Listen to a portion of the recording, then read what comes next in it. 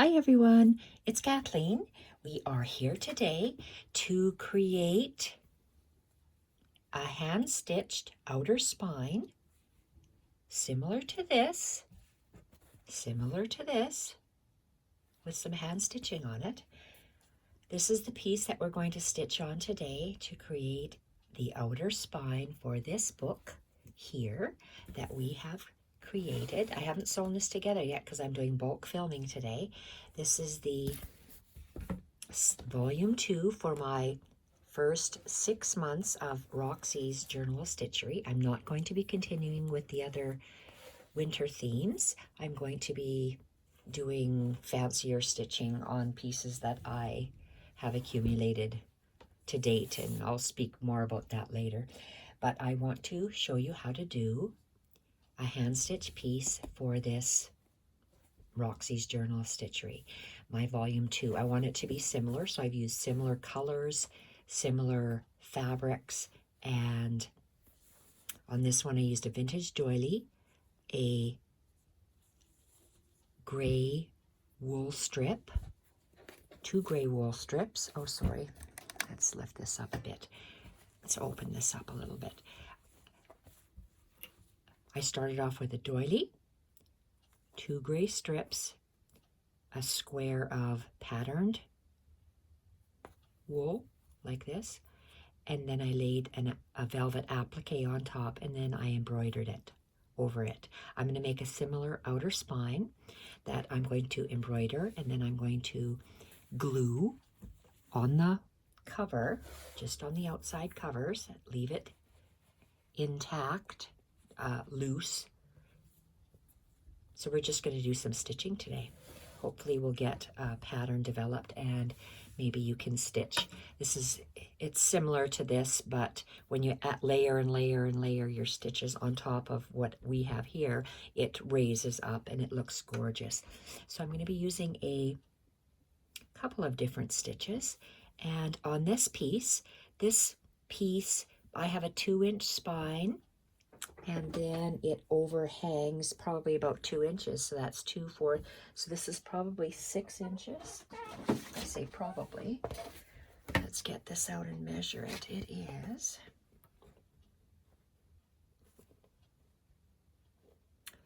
okay. So this one here is 7 inches by 4.5.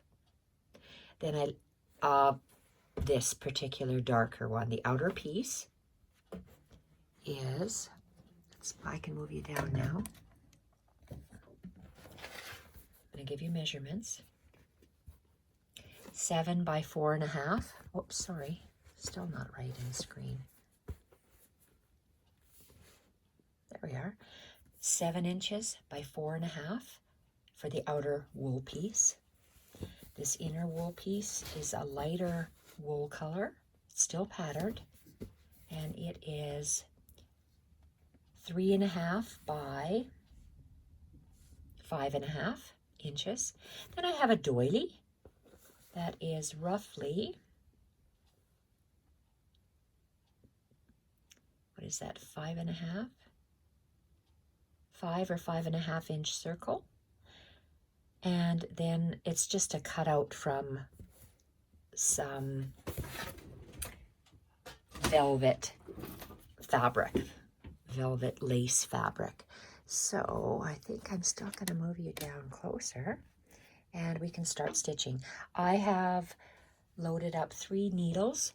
There are 3 different colors of threads. It's hard to tell on here that they are 3 different colors, but the lightest color, they're 3 shades of gray. They're DMC pearl cotton.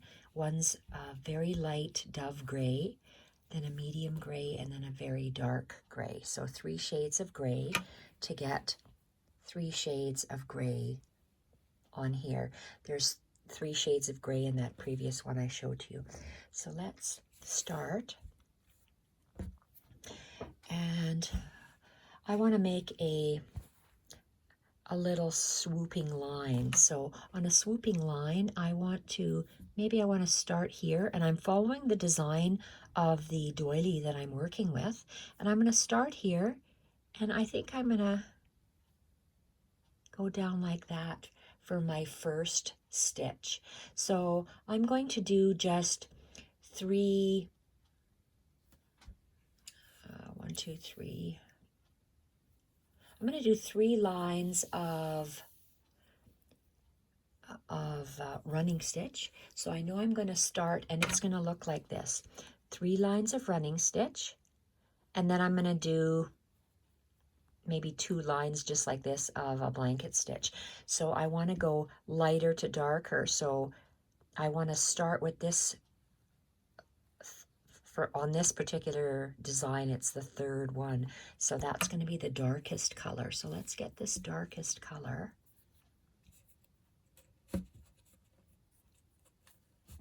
And I've threaded up a chenille needle. I usually work with a Milner's because I know I'm going to see if I can work through here. So I'm just ad-libbing it here. So let's go with, I'm going to do 1 line, and let's just start. We're just doing a running stitch, so I want it to come out here. And nothing's basted, so all my stitching will be held together by my embroidery floss. I said a wrong thing. It's not embroidery floss. It's this pearl cotton.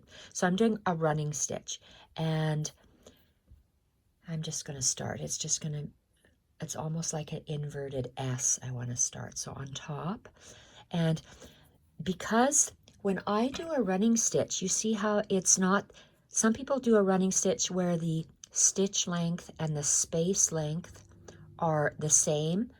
I like to see more stitch and not space, if that makes any sense. So I take a big stitch, and then I come up close. Take another, and for me, the hardest part is keeping my stitch lengths the same size. Or this, I think I want to stick a needle, pins. I know I have hand basted it, but sometimes they still move around because it's not basted very strongly. Okay, and I'll put another pin here. Okay, so I'm starting a running stitch. So I'm just layering and layering and layering these pearl cottons to get layers and layers of stitches. And I go in and out. This is called piercing your fabric.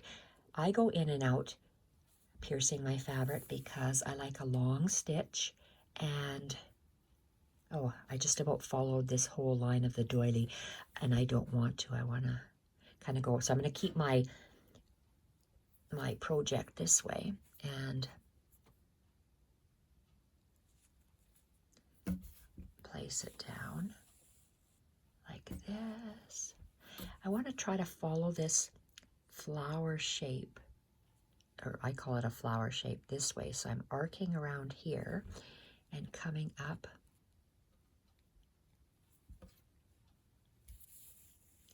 close. And it's like I said before, the hardest thing for me to do is have even stitch length. I've been stitching for, oh gosh, probably 50 years. And not straight, not solid, but off and on for 50 years. Practiced different stitches, different types of embroidery, different types of stitching. And for me, the hardest thing for me to do is to keep my stitch length the same length still after all these years. It's one thing I have not, and I've developed a liking for this kind of a stitch. Before I would just do a running stitch, but after you have stitched for a little while, oh, see, look at how that went a little wonky. I don't like that. That would bother me. This is a small distance and this is a large distance, so I'm veering off and I don't want that.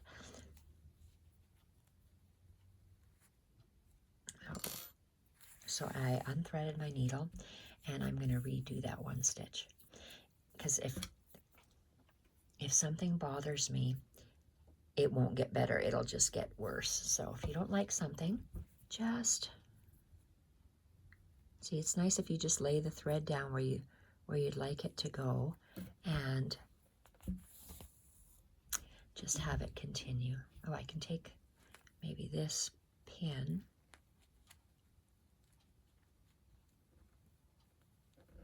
There we go. And stick it over there. Sometimes it's hard to tell whether my camera is too close. I want you to see what I'm doing. And again, that's going to come out a little bit too far to the right there of where I want it to come. So lay your thread down where you'd like it to come, and then you can easily place it down and continue. So I want to work in a quick way so I can actually do a lot of stitching on camera. It seems like I'm already at 10 minutes and I haven't done too much. When you see a straight stitch, everyone knows how to do a straight stitch or a running stitch, so it's nice to see the fancier stitches. So I'm going to do one row of, oops, that's still too far over, one row of this dark gray. I will be doing a row of light gray, but I'm going to do that one, well, I say off camera. I wanted to do this whole thing with you on camera. So let's just see where it's going to go. I'll try to do my stitches quickly. These running stitches, I'm following. I wanted like a inverted S. So let's just lay it down and place the stitches where I want them.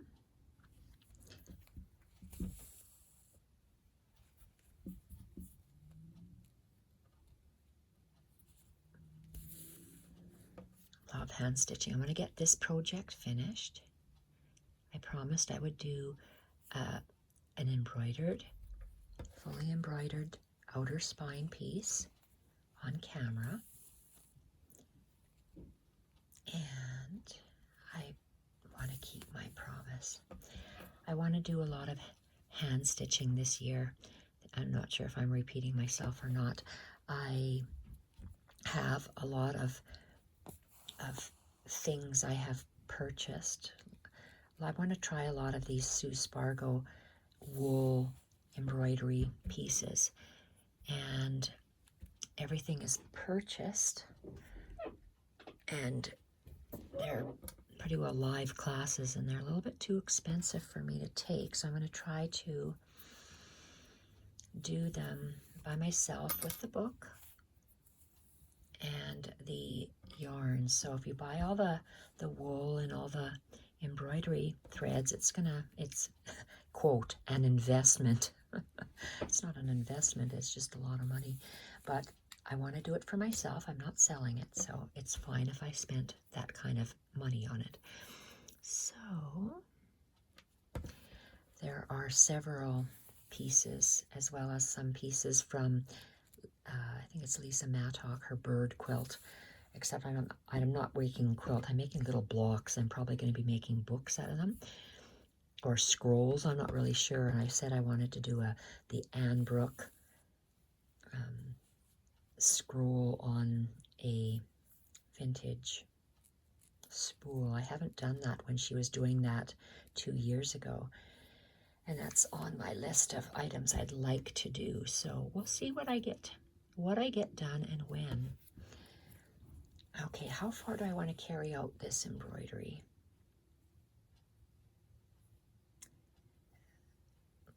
Should I have stopped here like I did there?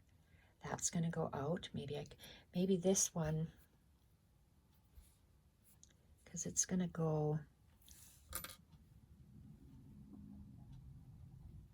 I'll leave it there. I'm just going to stop right there. I'm going to go a little bit longer with the other color. So let's just knot this off and go over. I sewed my thread a little ways into the wool to carry it along like that. And let's just cut that off. Okay, that's the first line. Okay, what did I do with my, oh, here it is, my camera's hiding this. Now, where's the darker thread? This is the second darker one. I'm just going to be doing another running stitch parallel to that.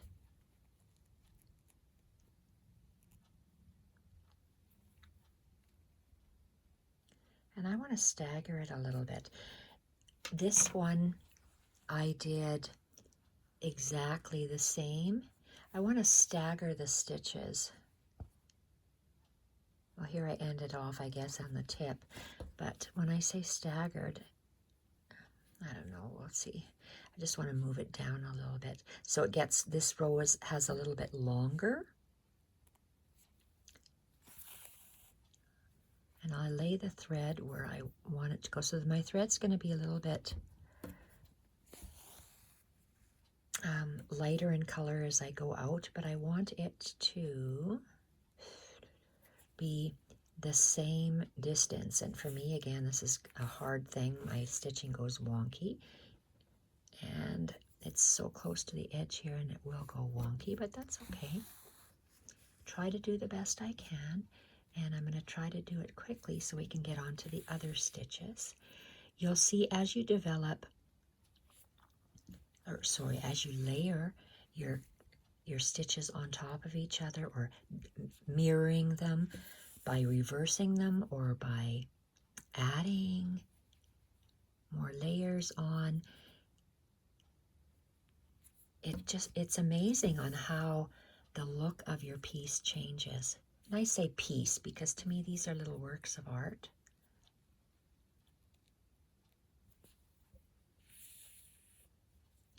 And I have to lay this down, make sure it's where I want it to go. You can barely see this. The darker one you can see, and this one here you can't see. A running stitch is side by side, but my blanket stitch, and my French knots and my feather stitch, they go on top of each other, which is interesting.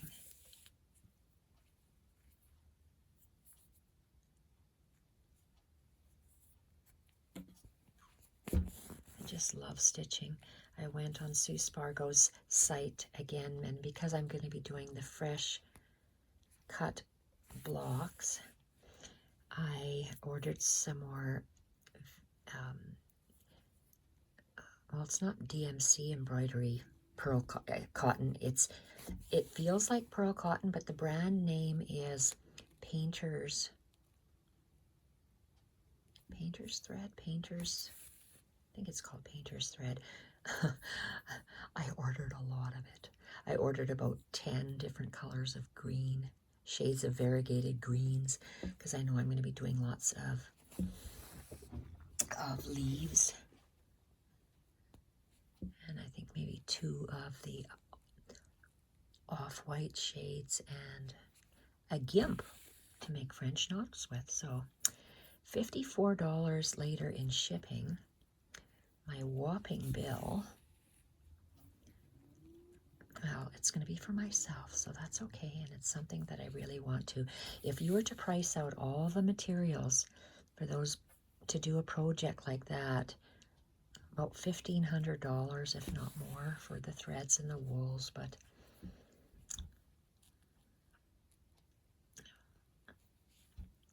you still have lots of thread supply left over, but still, the initial cost is prohibitive. That's why it took me a while to be able to do this project that I want to do.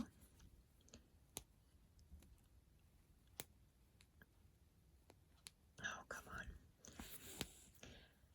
Love using the pearl cottons because they work really nice on your needles when you're doing bullion knots and different. At least I can see how wonky I am already. Jesus. Oh well, I'll just have to leave that. Okay. Today's filming day. I think I filmed three videos already. But I'm posting them one day at a time only.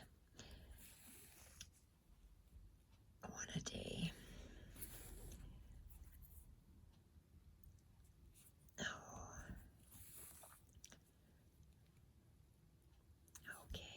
Oh, one more stitch. No, I'm going to do 2 more stitches. So I want this end one. I don't know if you can see this. It's This one starts a little bit longer, this lighter medium gray, and I want it, the next one I'll stick a little bit longer. I'm going to leave that one, but is it the same? So if I extend that one to here, that one will have to come. I'm going to leave that the way it is. So that one's done. We're going to tie it off. And you see I anchored that thread, meaning I hid the tail underneath some of the wool. And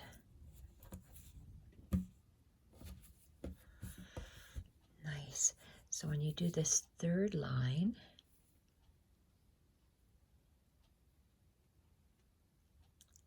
that's going to be really nice. So that third line will go in there, and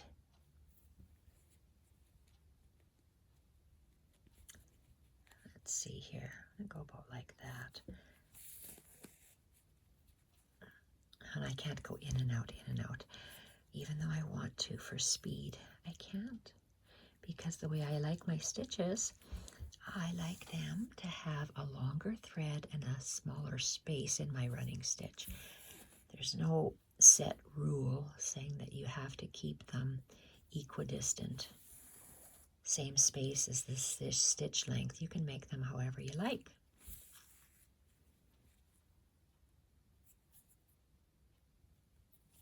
I like experimenting with stitches. I like to create layered stitches, combined stitches, combination stitches, I mean. Or altering your stitch. It's just playing with thread.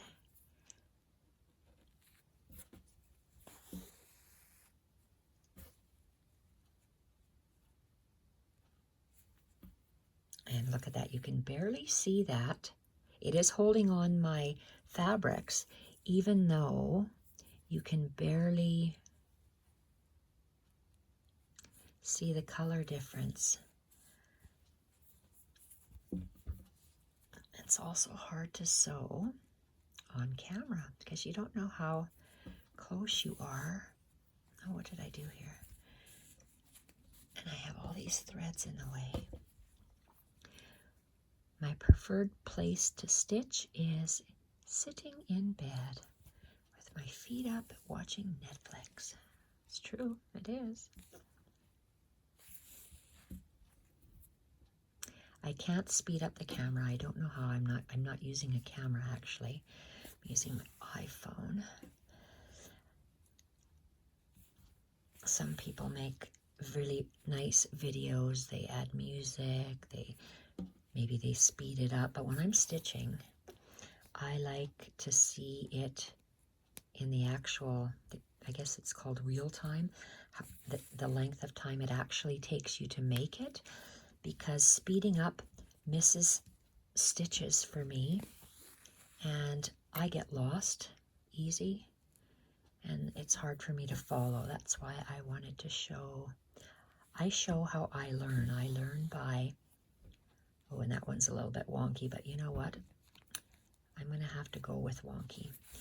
I can't take this out when I am trying to videotape for speed. And when I'm doing this running stitch, it's more like a snail's run, not a bunny run. Oh, what am I doing? Okay, I really like how that is turning out. Uh-oh, where's my pen case?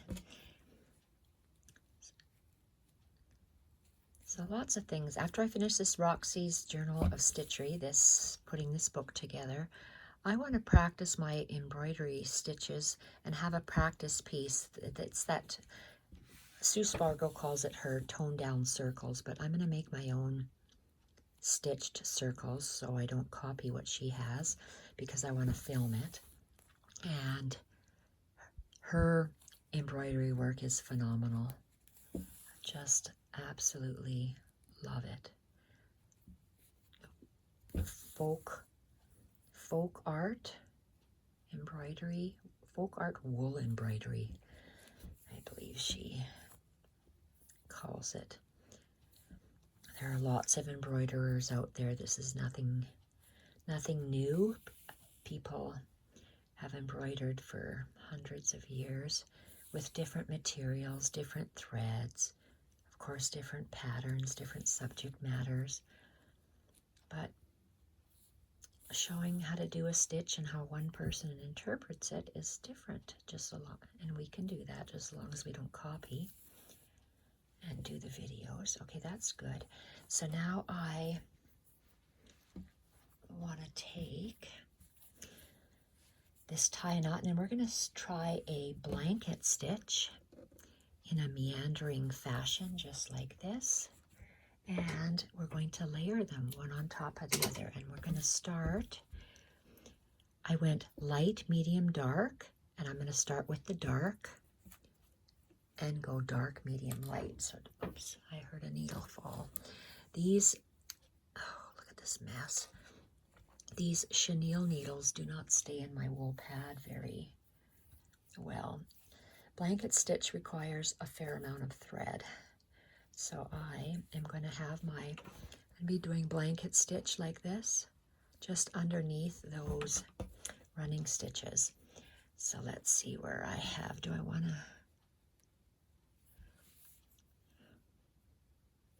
so if this is going this way,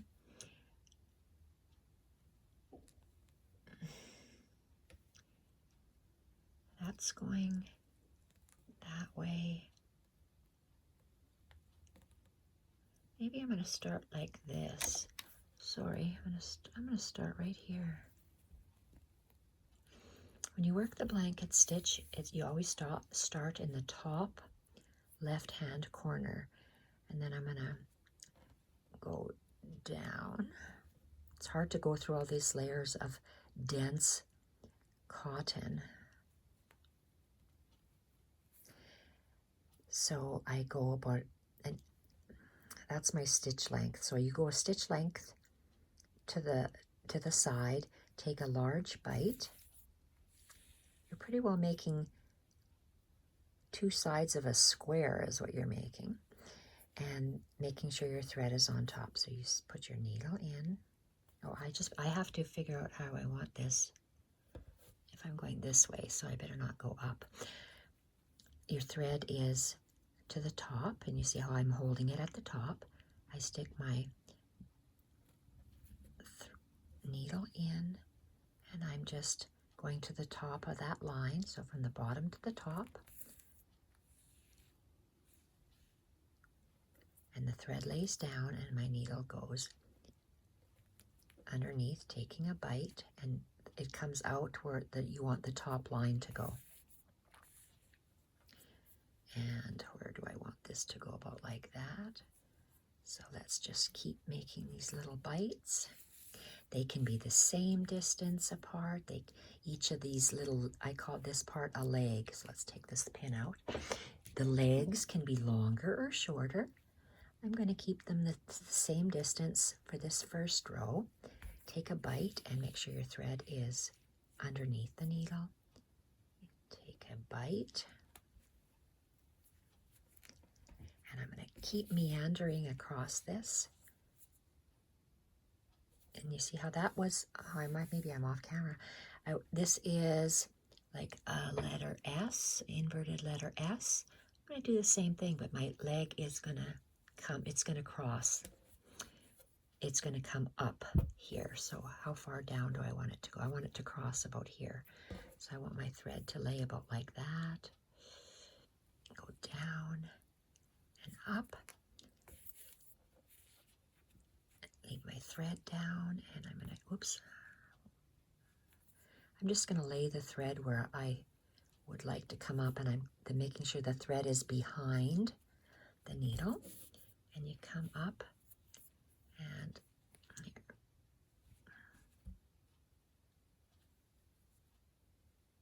I want to come up like that, so I want to go down still, and like that.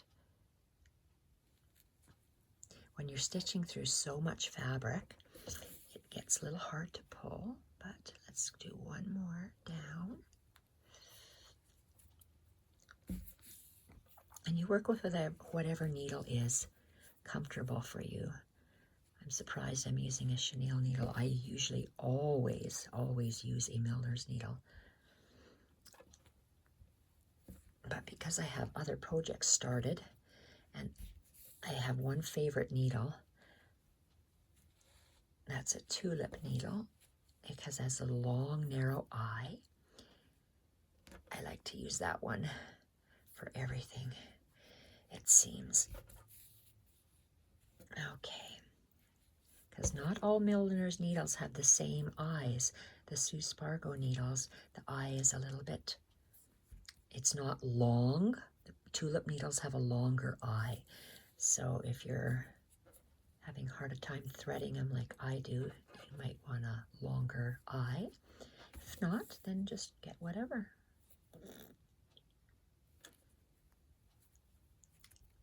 See, I like how this blanket stitch is meandering across here.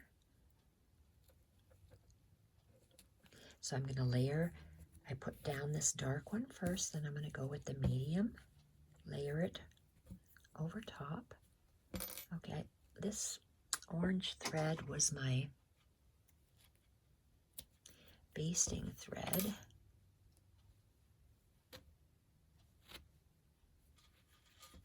And I don't even know where it is on the front, so I'm just going to cut that off. I think I don't see it. And I'm going to continue with this. I love creating these little freeform pieces.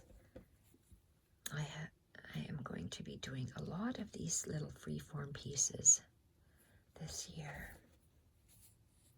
And then I'll put together something in a little later. And when I mean freeform pieces, I mean these little block-sized pieces, because if I want to do those Alfred birds of Lisa Mattock, and if I want to do these different, it's actually a big quilt. I'm not making a big quilt. I'm just doing little pieces like this so I can practice my embroidery on them. Oh, I think I want to fan out my legs here, meaning let's keep that straight, but let's make these legs a little longer. Uh-oh. Okay, gotta thread that.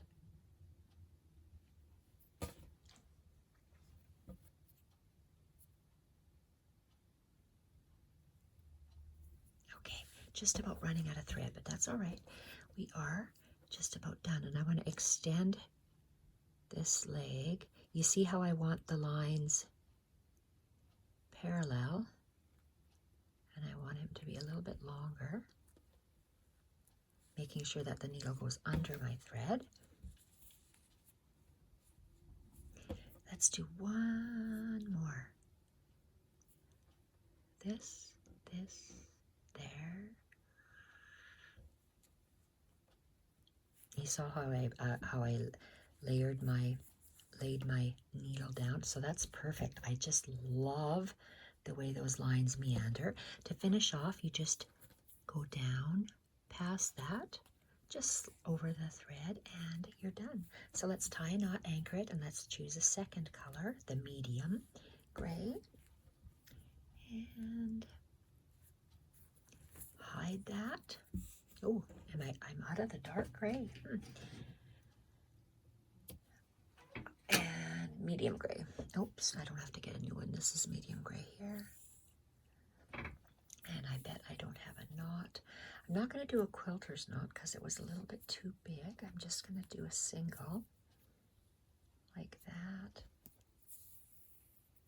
Okay, we turn our work over, and I'm going to get rid of this pin. I don't need it anymore. Oh, I love that. So you see we have the 3 lines going in an inverted S. That's what I'm going to be doing with all mine now. I want to develop a style of stitches that I like and stick with those and continue with those.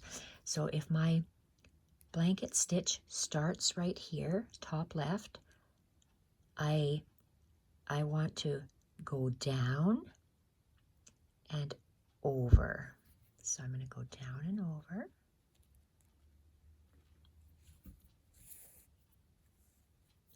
And then I'm going to do the same thing. So this blanket stitch is going to be going over top. And I'm going to start it so this leg is just, what can you call that, underneath this one. So let's, you see how I'm measuring that? I want it to be the same. So let's go down here.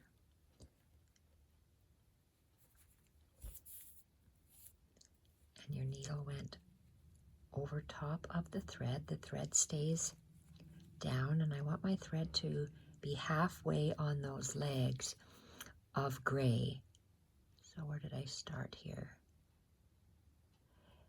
So my needle is going in between these long gray ones.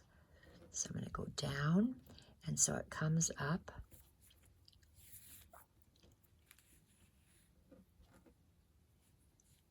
Like that. So this one, I want this lighter gray, this medium gray thread to be half on those legs, and all the legs should be in the same direction. So in between the two darker ones, take a bite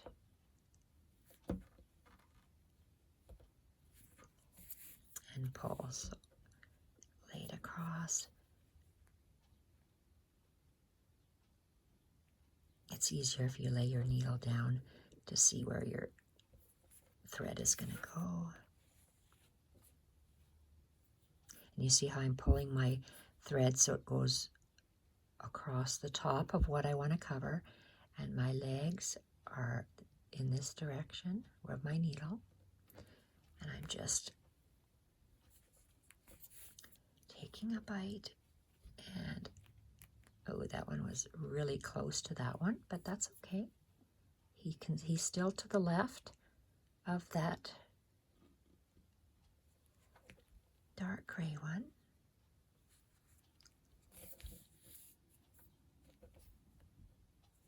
You see how I moved that thread over, and I'm staggering my lengths of the legs, it looks like, on this one. I like that a lot. Okay, so my legs, because I'm going on an inner circle, the bottoms of my legs are a little bit closer together than my top. There we go. And if you lay your needle down, you can see where you're going to come up.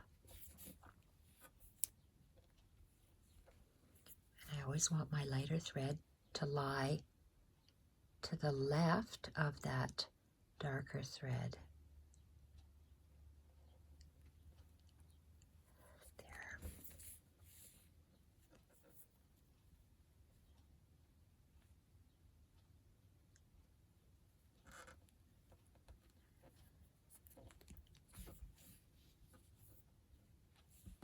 I love the way it's feeling. It's tufting up, almost like it's stuffed. And so my legs are getting a little bit longer.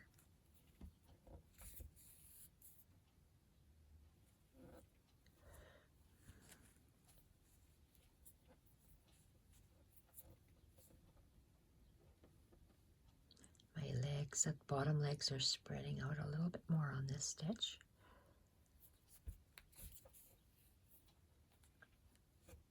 And it's tacking down that velvet applique. Oh, I love that. Oh, that's so pretty. And now our bottom leg has to spread out just a little bit more.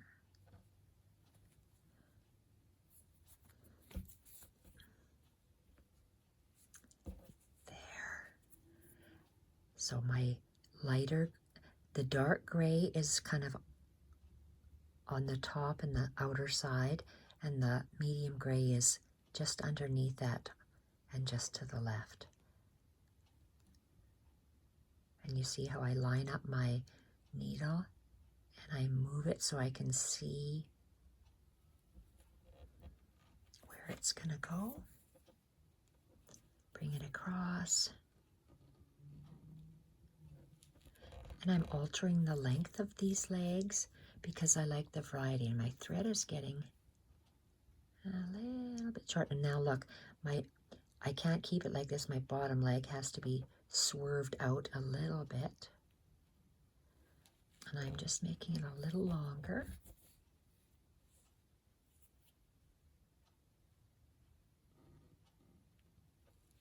Just want to make sure it's not pulled underneath. Oh boy, okay. Oh, that needs to be tacked down with something. Okay, I need my hand here so my thumb can hold it. Again, you're extending it out just a little bit more. Laying it flat, make sure it lays flat, and I am running out of thread. I think I'm just going to anchor it on the other side of that darkest gray for now, along the top, tie it in a knot, and I'm going to get more thread. I call it reloading your thread. Okay, so I did a knot, and I'm going to hide my tail.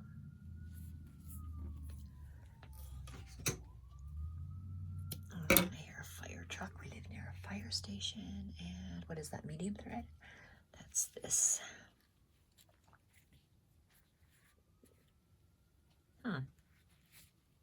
There we are.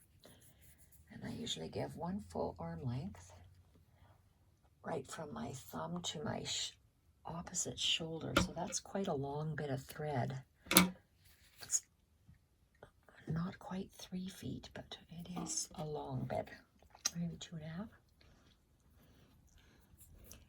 I like working with a longer thread. I don't like to stop midway of a stitch. All right, let's continue.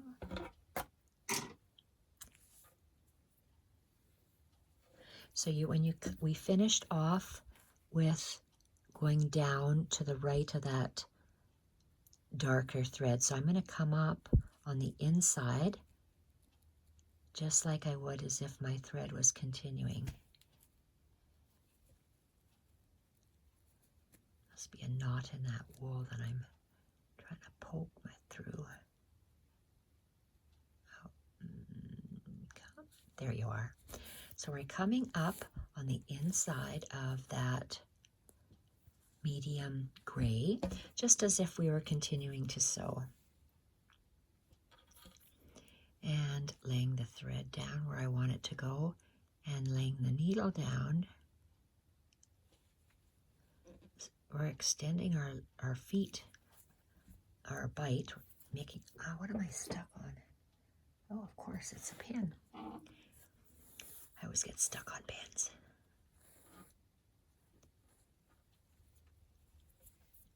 So blanket stitch is a fairly easy stitch to do, and it looks very nice when it's layered one on top of the other.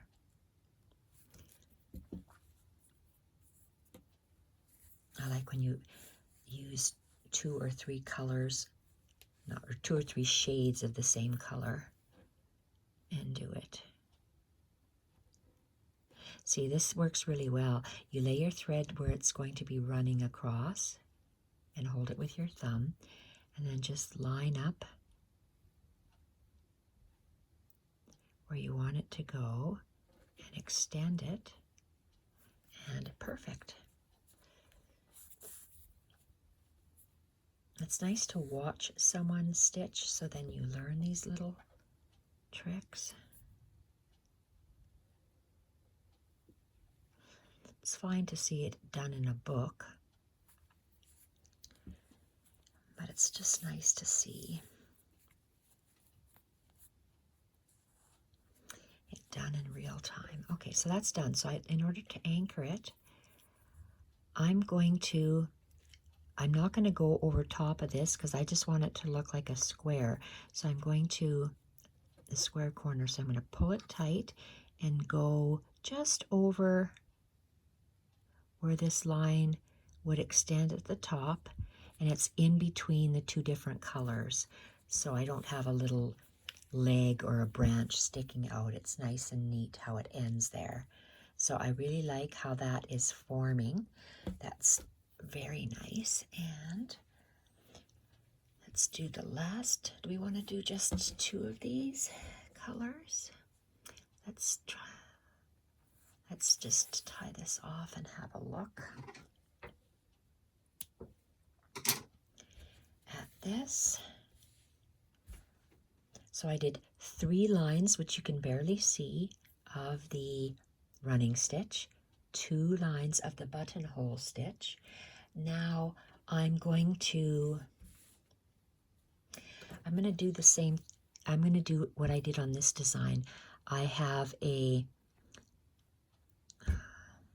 okay, there's called 2 things. One's a fly stitch and one's a feather stitch. A fly stitch is like the letter Y. So I'm going to do the letter Y here. Has 1 line, and this has 1 line, but I'm going to do 1 line and 2 lines. So this is a single here, and I'm going to do a double line this way. So why don't I start with the double, and let's load me up some dark, and wouldn't you know it, I have to undo this, but this is a good learning tool. Let me pull this camera back. Okay, this comes in a skein like this. This is DMC Pearl Cotton on a skein. I buy it. This one was purchased at Michael's. So what I do, now it's usually tied up with a little knot. I say that, and look, there's no knot on this one. Okay, let's find the half.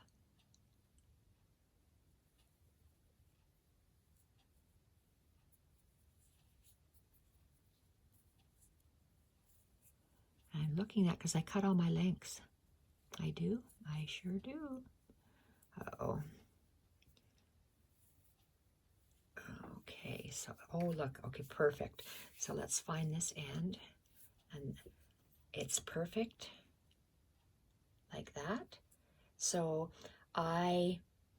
some ladies like, I call this a short length. This is, if I were to cut at this finger and this finger, that's about 18 inches. I like mine double. So I'm going to take this, and it starts and ends right here, because you see that those two threads, one's the beginning end of the thread and one's the end, the beginning and the end. I'm going to cut through all of them, and I'm going to leave that. So this will be my length. That's how I like my length of my yarn to, or my threads to be. So I'm just going to take one. This little one is longer, so I'm just going to take that one off, and I'm going to just barely stagger my ends here. So it's folded in half. I'm going to fold it in half again, and then I'm just going to tie it in a knot so it keeps it nice and neat for me. And there you go. See, it's nice and silky. It's all cut in my lengths, just as this one is, waiting for me to get it. I can't do that with this one, which is okay, but it's nice and neat because it's compacted. So, moral of the story, that's how I store my threads. Let's get this needle. And I haven't practiced the fly stitch for a long time, so we're going to see if I can even remember how to do it. Because I always have to look, even after all these years, it doesn't come natural. This buttonhole, I have to stop and think. So if I want my,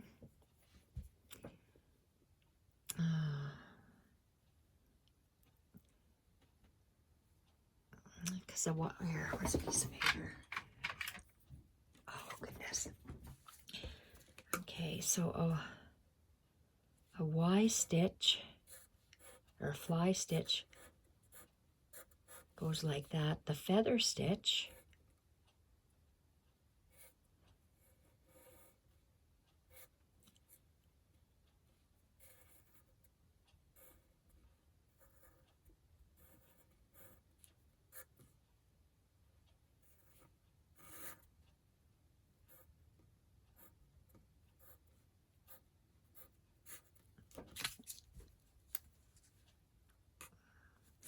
So 1, 2, 3, and I think I want it to go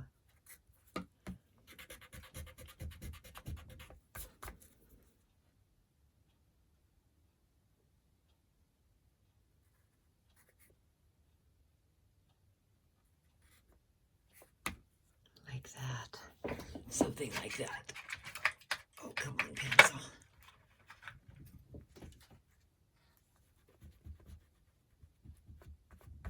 Something like that. So that's the feather stitch and the fly stitch, I believe they're called. So that's what I want to have along here. So this one meandering like kind of at an arc, and this one is going down, going down, going down, and then arcing down. So let's start with this. Oops, do I have a knot? Yes, I do. Let's start here. So I want it to start there.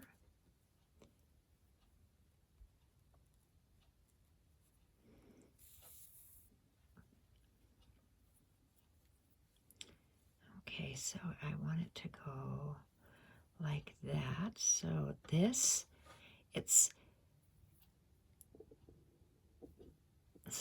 I came out and I'm going to go down.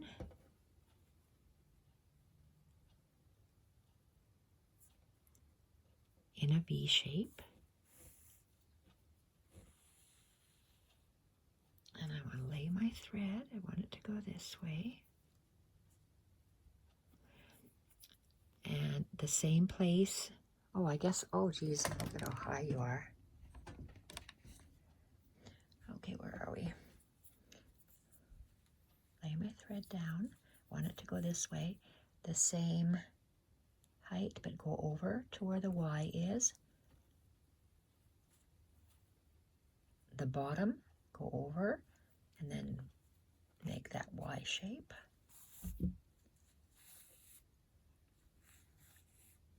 And I want one more. And so those two, 1, 2, those top 2 V's are at the same point. The second ones are at the same height, I mean, and this one's at the same height. So that's where you know where to stick your needle in. And I'm going to go down to where that straight part of the line is.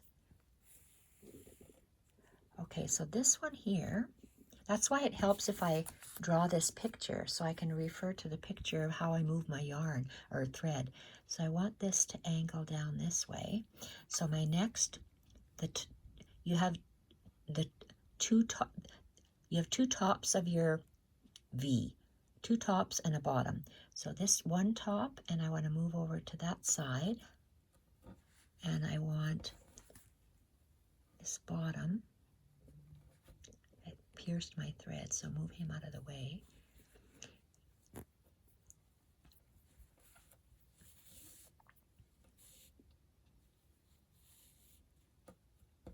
It's the bottom of my V, but I want that line to continue this way.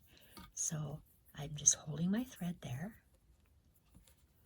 And the top of my 2 tops, 1, oh, I guess I have to go underneath it a little bit, and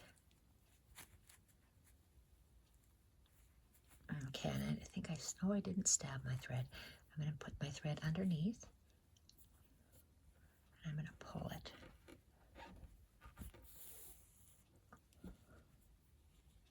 There, I got a V, and I'm going to go, I'm not going to continue to the left, I'm going to move my thread over. I want it to catch this velvet, so I'm going to move my top about there, but I'm going through that very thick thing, so either I go on the left side or the right side. That's too wide, so I have to go there and down. Oops, let's try this again. Let's move this flat.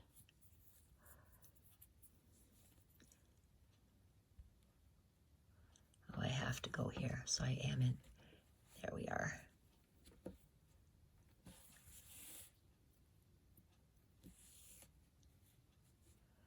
Okay, so now I want to continue with my line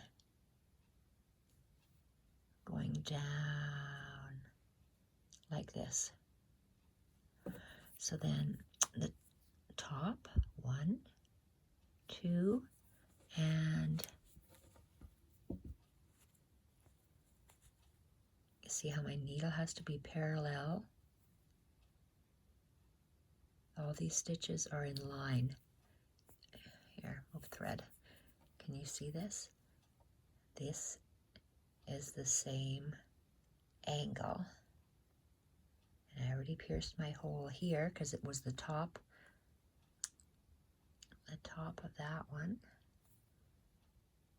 And going down here. Okay, am I in the right spot? Is my thread in the right spot? My thread goes underneath, my needle goes over top, so yes I am. And I want to continue in that straight line, down, and up. And it looks like my thread has to go underneath the needle, and pull.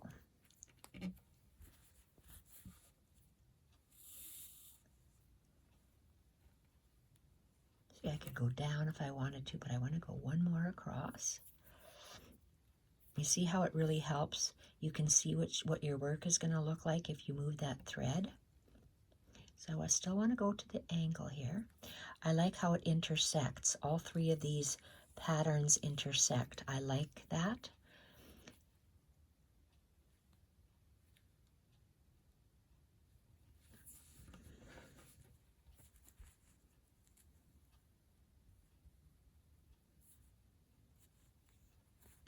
Thread goes this way.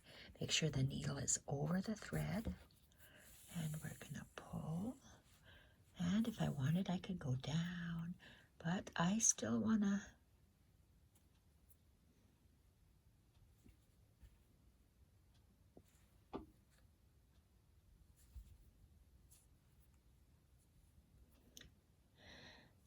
No, I want to...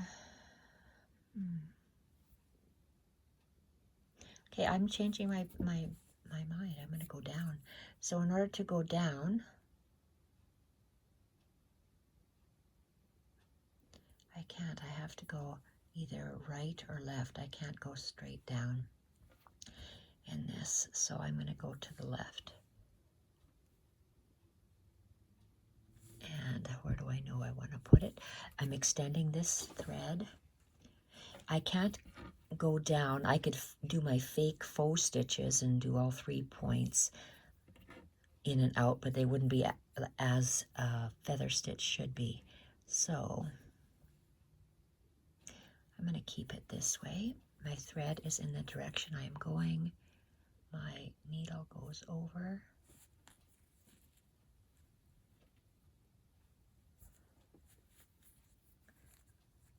Needle goes over. Ouch, the thread, and we're pulling. Let's do one more like that.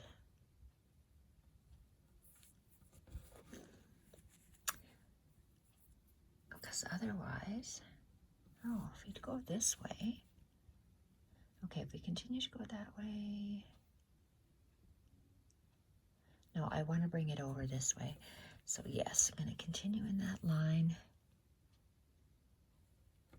And you can see I'm lining up the bottom V becomes the top point for the next stitch. Oh, perfect. Making sure your needle is over top of the thread. Oopsie.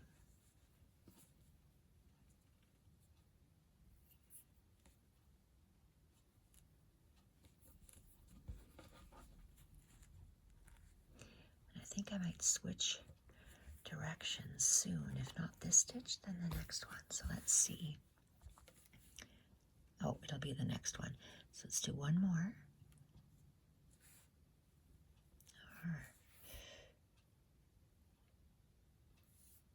because the design would go this way, and then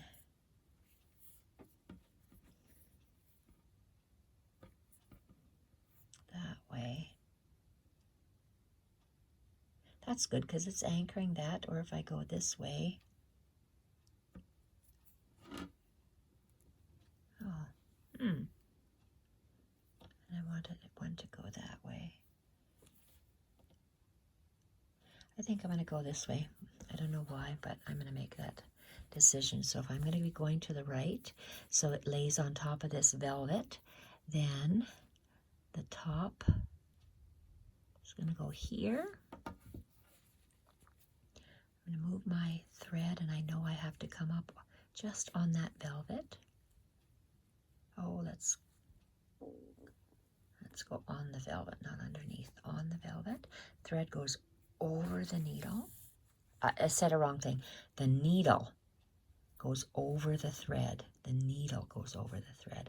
Lay it down again so it lies on top of that velvet. Go across.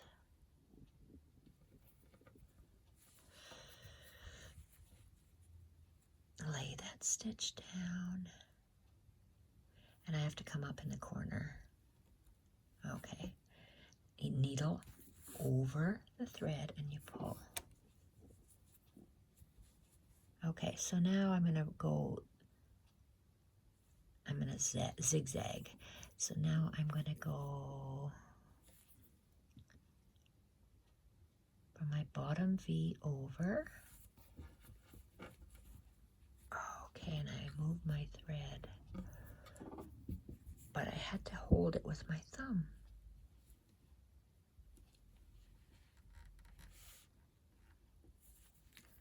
Okay, and pull.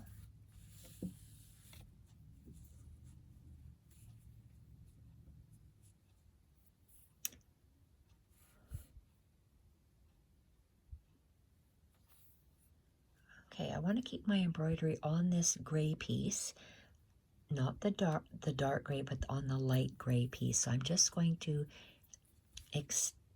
continue in this angle, and it's going to actually go down right there. Let's make it go down here. Okay, perfect. Actually, you know what? I'm taking this out.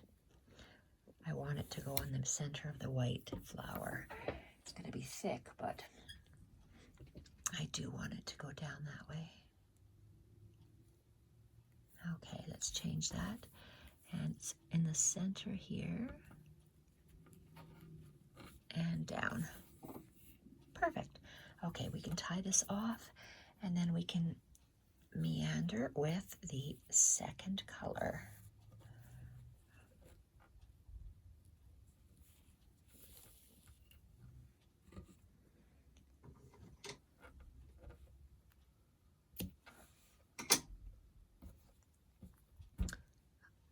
The medium gray. Whoops.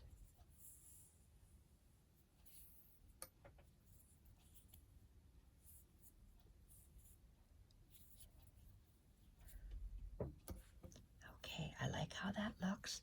We're going to take the second color and we're going to meander it. We're going to layer it on top. And we have to choose. Do I want to choose the left side and extend the left side, or do I want to extend the right side? I think I'll extend the right side. So when I start, I'm going to come out here. So I'm just going a little ways away. The dogs are going crazy. And I'm to the right of the V, so I'm going to be to the right of the V here as well. Making sure my needle is over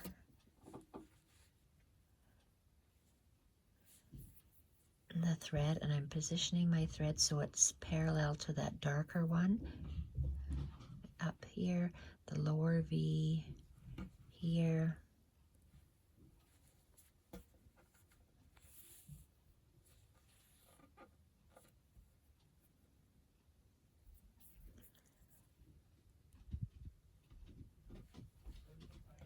And this way. Okay, so it looks like I'm quite a bit out. This is gonna go here, and it's like we're layering. No, we are layering, not it's like we're layering, we are across and down.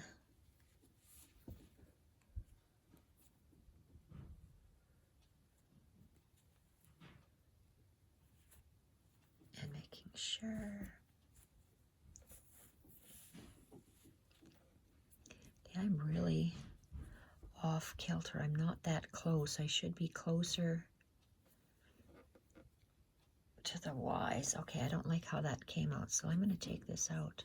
If you don't like how it goes, so this one is okay. We have to move this thread closer.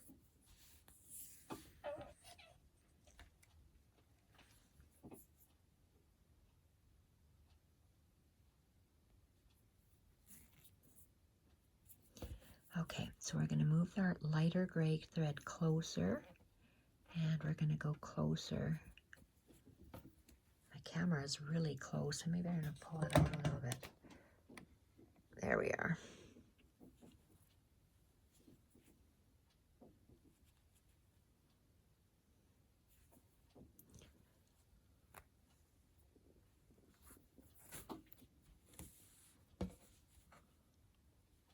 Keeping our thread closer to the gray, the darker gray.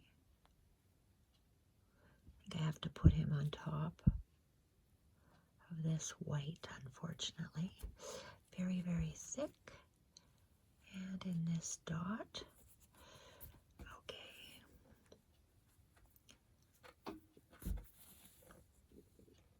There we are. Drag that thread down.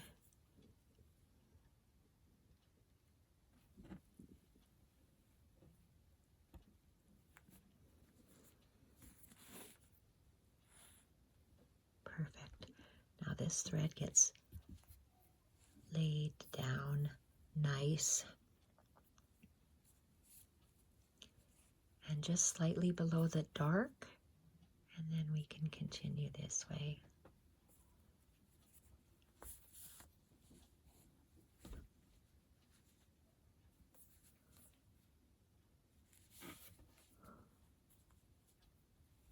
I always have to feel my fabric with my thumb and my other finger underneath.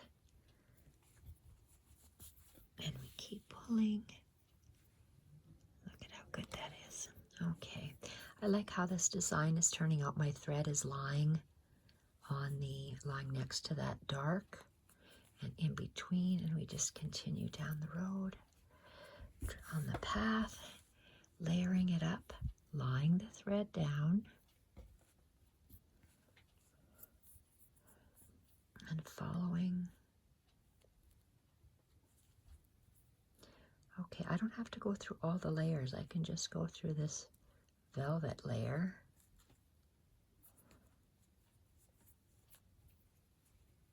Move it down. See, look at how nice that is. Just layering and layering and layering it. Okay, let's move up a little bit. I guess we don't need to see that. And where is this?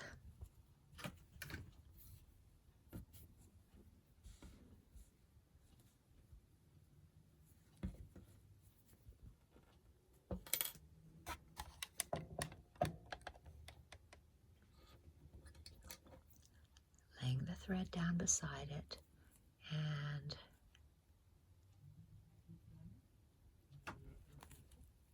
I don't have to go through all the layers. I can just go through the top layers, and one more straight stitch here, laying it down, following the black, and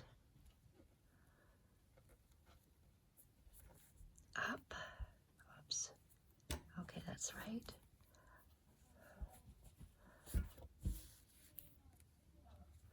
And now it's following this way. Husband's acting stupid. You can hear him in the background.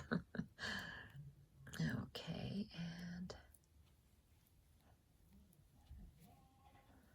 he's talking to Mila like a baby.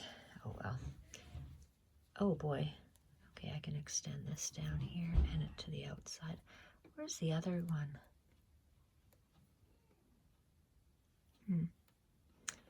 Okay, strange.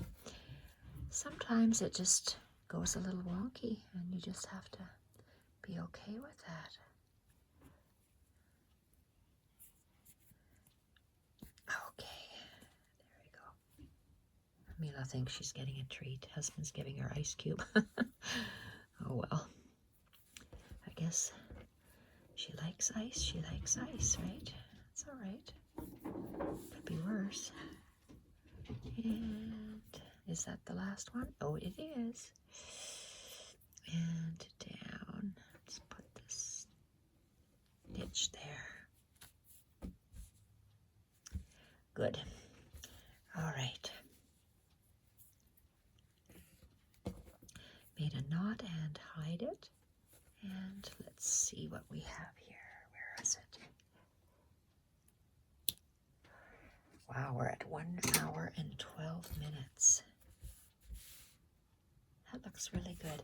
See how we have 1, 2. I did 2 crossovers there. Oh, I did a double 1, 2, 3 of the running stitch. I'm okay with this now. I'm not going to add any more. So I have that this what I call the fly stitch. Let's go with our dark. Where's our dark thread? Our dark threads. Do I have a knot on here? Nope. Let's do that fly stitch, and then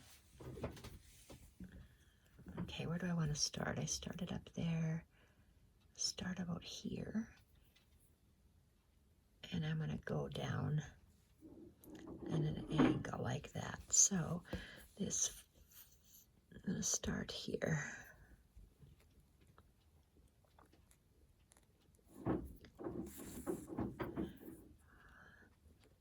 Top left, top right, and bottom.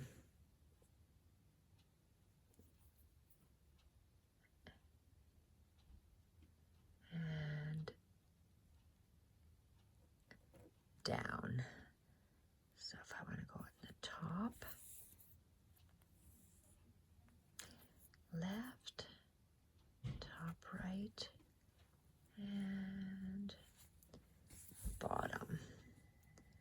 Make another bottom stitch. I'm going to make it a little longer. Then I make a top.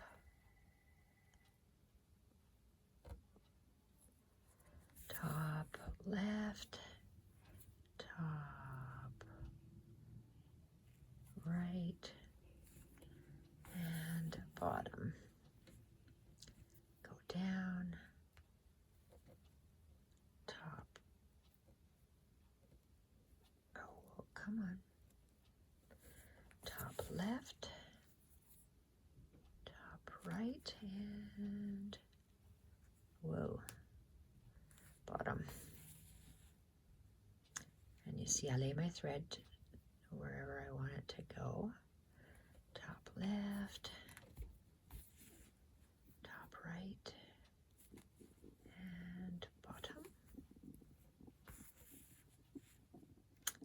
And let's curve him right over here. Top left, top right, and let's bring him down here. Top left, top right,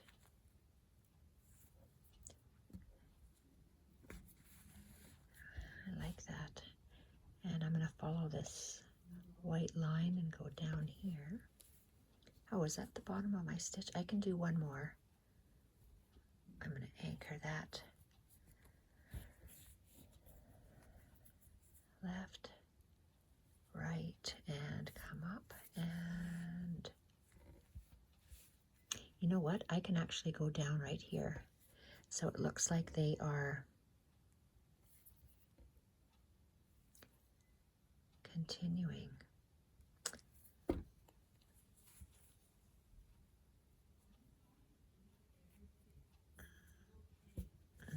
Okay. There. Okay, I like the way that looks. And I can end that off. And hide that tail. Oops. Unthreaded my needle.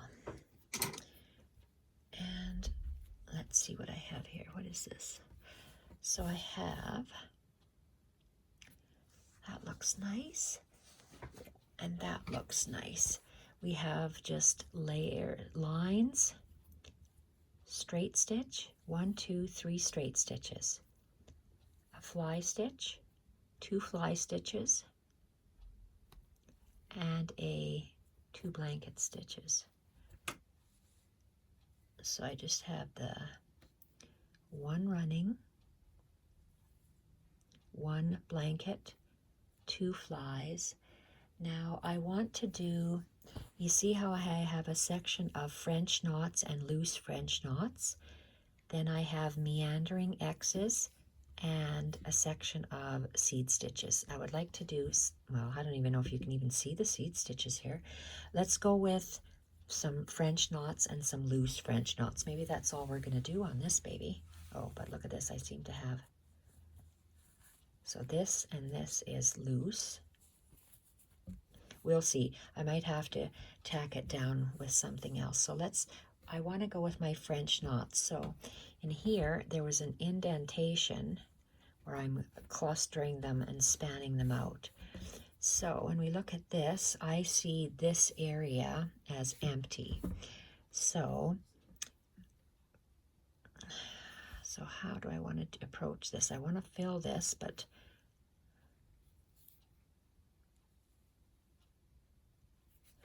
I like to follow the shape. You see how I'm straight stitch, a running stitch, I mean, and then that following it. I actually want it to follow this. So if I have a big cluster in here and then it fades out and continues. So yes, I'll have it in here, but it's going to follow this blanket stitch. So I'm going to start with this, okay, my dark. I don't have too much of this dark, so I'm just going to use up what I have on this dark. I'll just do French knots with this dark, and I'll just start. Do I have enough to do 3? So let's plan to do 3 here. So 1, 2, 3, go down across that netting, pull it snugly around the needle and down. And let's go up here through this netting. 1, 2, 3, over the netting, into the fabric, pull so it's nice and tight, and down, and one more, barely enough thread, 1, 2, 3, and as you know, I like to do groups of 3, odd numbers, 3 or 5, so that's all I have is to do 3 there. I like to do all the darks first, and then I like to fill in with the medium. So let's load, oh shoot, I didn't extend my thread or hide my thread under there. So let's go get one of these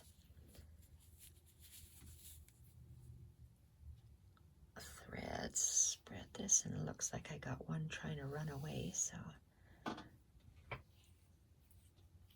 he is, and this, that, and we're going to tie this up again. I like that they're pre-cut in lengths like that. I set that up if I have skeins. Most of mine are in balls, so I can't do that. Okay, so there's this, and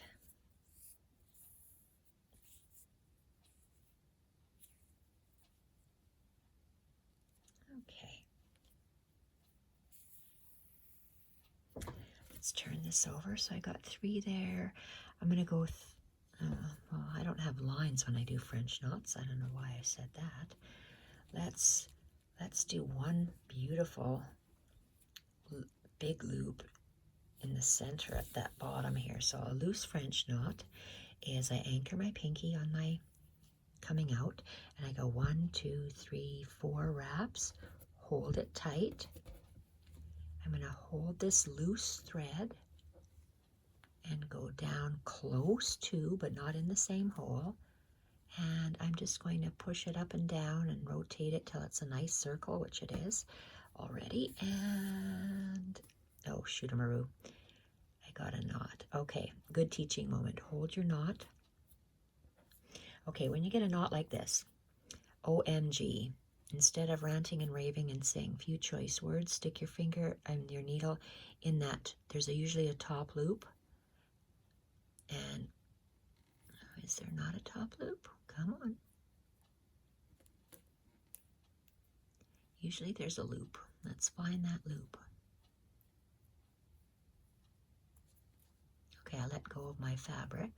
So obviously I'm more concerned about this knot.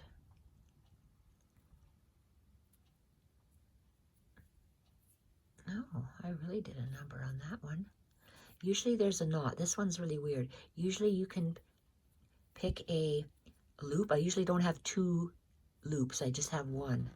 And if I pull that loop, see, it does come out. So let's see what kind of a knot I have here. Oh, good. I like that. Whenever I make a loose French knot, I knot it at the back because I want it to retain its shape. The other French knots, I don't. So now I'm going to do another large French knot, loopy French knot in here. Loose French knot. Anchor your pinky and 1, 2, 3, 4. Go down close. Hold down that loose thread and then just go. The loops on your needle just go up and down, but they seem to be pretty good right now on this thread. And pull tight, and you got a beautiful little loopy French knot.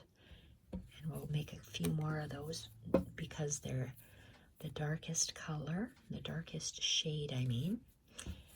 And so 1, and if I want the meandering, maybe I want one right here. So if it's, my thread's going to walk across there, it's going to be a good 3/4 of an inch. So I'm just kind of anchoring it in the wool, hiding it in the wool so I don't pull it. And I wanted it to come out on this white thing here, in the white part of the doily. Perfect. So let's bring it up and pinky down. 1, 2, 3, 4. Hold the threads with your finger and go down close to, but not in that same hole. Hold the length of thread. Push your needle down and just kind of, oh, look at how nice. I don't even have to fudge it. It just falls nicely. There we are. And because it's a loose French knot, I would like to tie it in the back. And I'm going to, I want my knots to, I don't know what's the name of that shape where it's wider here and it narrows off on the tips. So that's where it's going to go. So where am I right now? I am on this one here. So let's do, and I'm staying underneath this line. I'm going to do one here. again, that's quite a ways, so I am going to just anchor my thread slightly. Oops, maybe go in.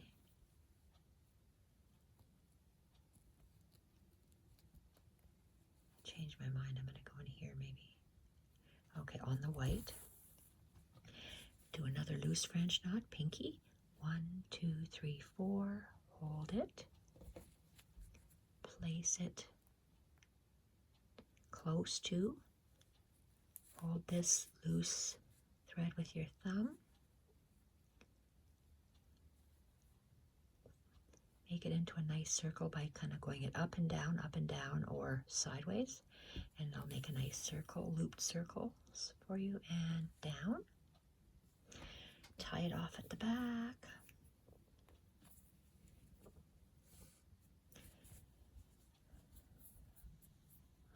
And maybe just a French knot in here. I'm working my way up here to do some more work. I'm going to do a French knot in here. 1, 2, 3, and down and pull to tighten the knot around the needle. Oh shoot, what did I catch? Okay. Okay, I like that. Maybe I should have one more dark one over here. So I gotta carry it through.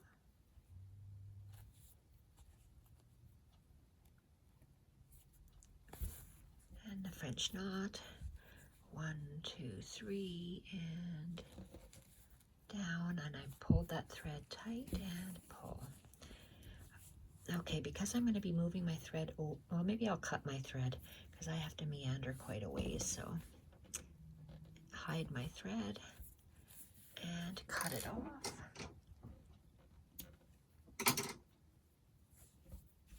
That's looking nice.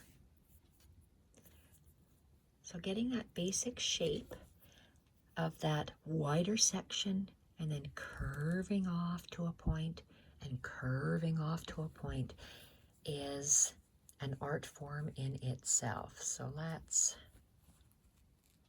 give me one French knot in here, kind of to make this a bigger, I just want a French knot. 1, 2, 3. I don't want it to be a loose knot because I have my 3 there. I got 1 in there. I'm going to put 1 in here. 1, 2, 3.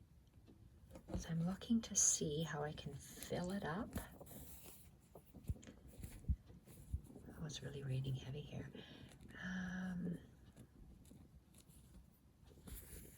And now I'm gonna meander off into a point. So 1, 2, 2, 3, still doing French knots. When I get the lighter colors, I'll be doing 2 wrapped French knots and colonial knots, which is a one wrap French knot. So we go 1, 2, 3, down, and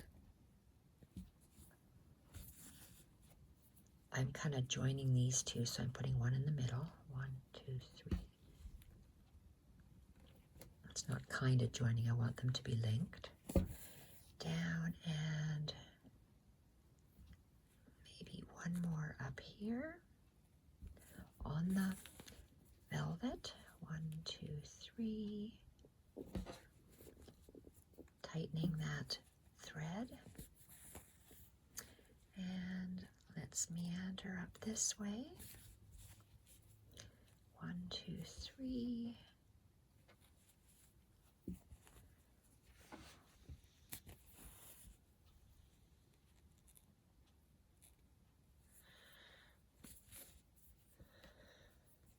One, 2, 3.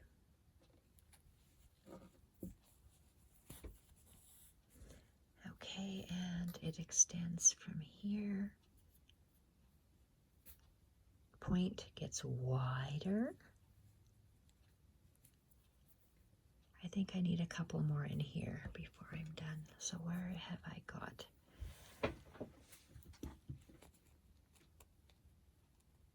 Put one in here. 1, 2, 3.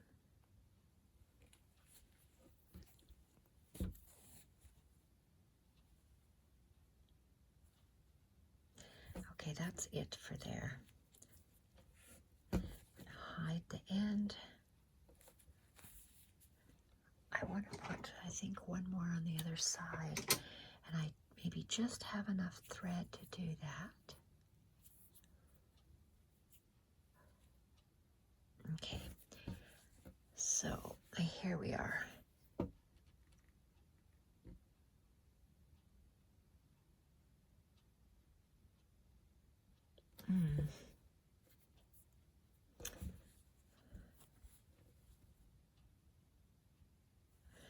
Okay, I am going to add a loose French knot in here. So pinky, 1, 2, 3, 4. Hold my thread, make it go down, push the needle through, and there we are. Maybe maneuver it somehow. I like that, and tie a knot. And end your thread.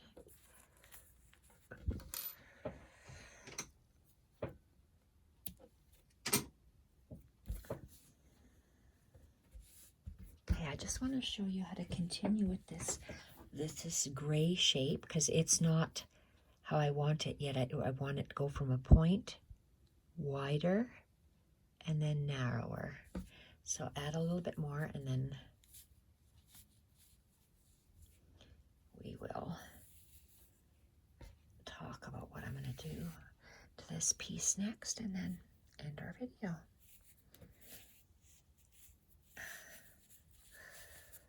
Takes a long time to hand stitch, but it's relaxing, it's soothing, and I love how you can get texture like this. See, it's looking similar. I want to get how it goes from a point wider to widest in the center, then it narrows off. So that's what I'm trying to build up here.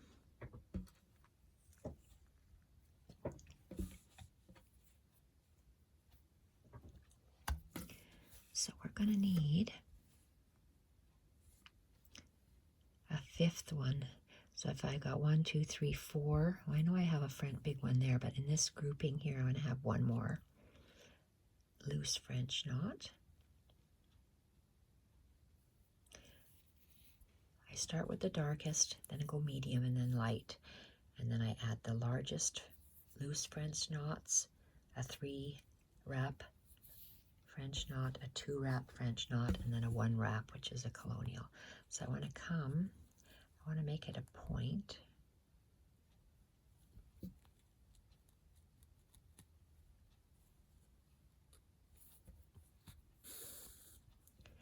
And pinky, 1, 2, 3, 4, go down, hold that, and maneuver that thread down. It's already in a nice circle. I don't have to do too much. Sometimes you have to fiddle with it forever. Okay, that's perfect. Because it's a loose French knot, or a loose French knot, yes. I'm going to anchor the back, and let's see, I want to have a dot right there.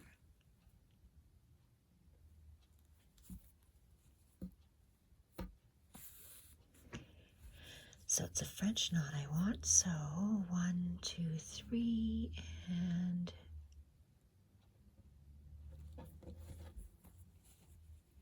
oops, I want to have it on the white and pull this tighter around the needle and down. So let's see what we have. So this is good. So I need some more in here. So let's go here. French knot, is it flat? Yep. French knot, 1, 2, 3. Pull tighter on the needle and pull. And have a loose French knot right in here, a bigger one. So let's have a bigger knot here. One, whoops, pinky, 1, 2, 3, 4.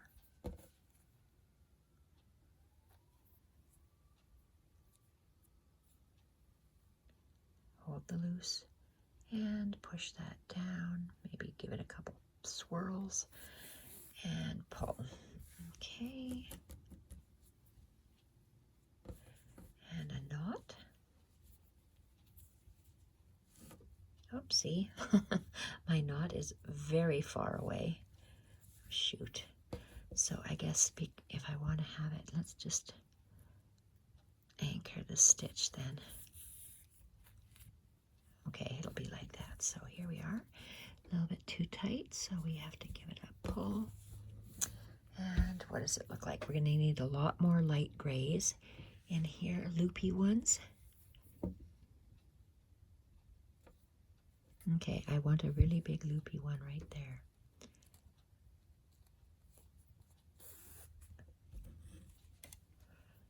One, 2, 3, 4. Down, hold it with your thumb. Maneuver it, push the needle through, and perfect.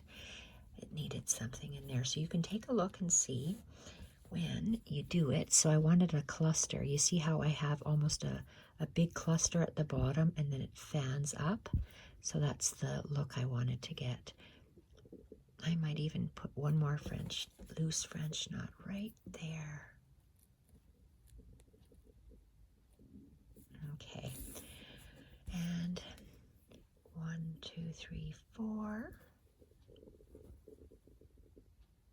And down.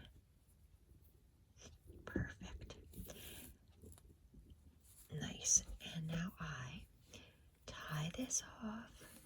I have a few more stitches. Let's see, where do I want them? I've got let's put one here.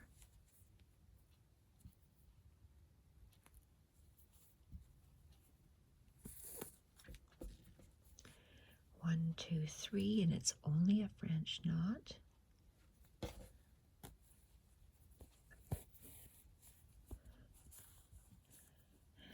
And need one here.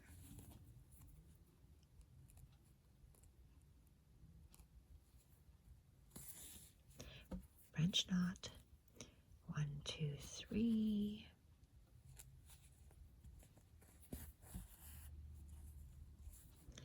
Do another French knot. Maybe here. Whoa. 1, 2, 3.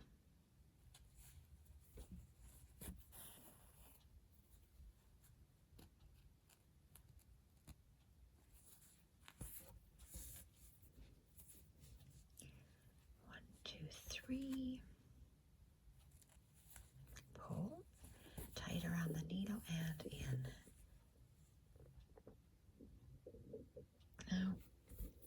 Okay, I think I do want to have one in here.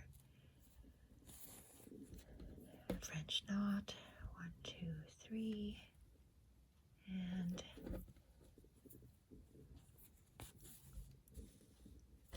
down.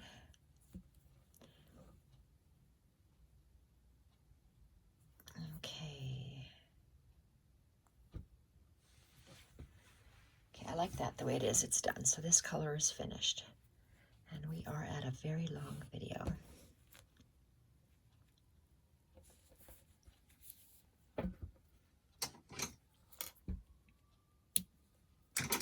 Okay, so I am going to be taking my medium gray, and from this point here, this is going to be the wider portion, and it's going to narrow down. So I'm going to add a lot in here, starting with the loose French knots. Loose, loose, loose, and then do the French knots. So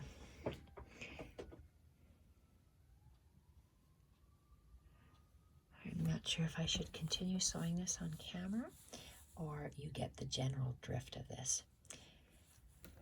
Well, off I go, and it's been a very long video, and I hope that helps you with your planning, so filling in the French knots, and I will have to see if I'm going to add anything else. I'll let you know in the next video when we come back and glue our piece on, or maybe I can sew in the signatures. I haven't decided yet. Maybe I'll sew in the signatures with you to that piece. So talk to you soon. Bye for now.